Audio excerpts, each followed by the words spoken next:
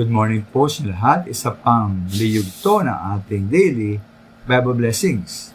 Pamagat po ng ating aring umaga ay hindi natin may tatago.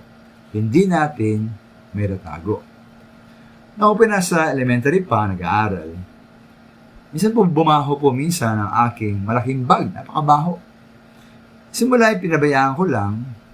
Ngit tumagal po ay hindi ko na matiis ang sobrang baho niya.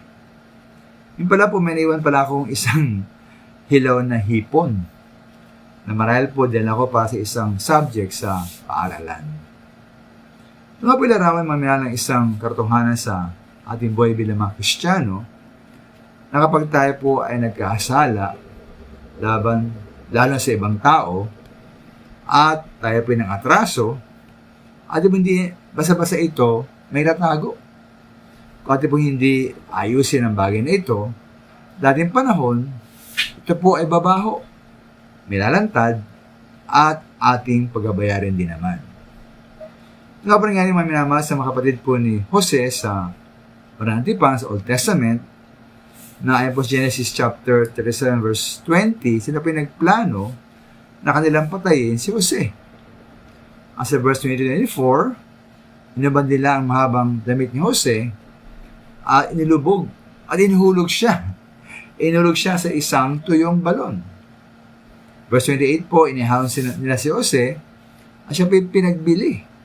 Pinabili si Jose sa mga Ismaelita sa halagang 20 pirasong pilak bilang alipin. Siya po dinala sa Ehipto. Ngayon po nagsinungaling pa ang mga kapatid ni Jose sa kanilang ama na si Jacob para pagtakpan ang kanilang ginawang kasamaan. Ngunit wala pa din mamaya na lumaon, nahayag din po ang kanilang ginawang kasamaan. James chapter 50 verse 17 sabi po roon, sila po ay sumamok kay Jose na sila po ay patawarin niya dahil sa kanilang ginawang kasamaan laban sa kanya.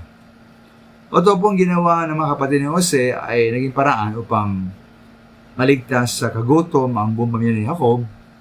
Ngunit po kasamaan pa rin ito. Kasamaan pa rin ang kanilang ginawa, dapat nilang pag-isihan. Ayon po sa Kawikaan 28:13, ang nagkukubli na kanyang sala ay hindi mapapabuti. Hindi mapapabuti, ngunit kahabagan ng Diyos ang nagbabalik loob at nagsisisi. Kaya po, ating huwag ikubli ating mga kasalanan. Kundi po ihayag sa ating Diyos upang tayo po ay tumanggap ng pagkapatawad mula sa ating Panginoon. Salamat.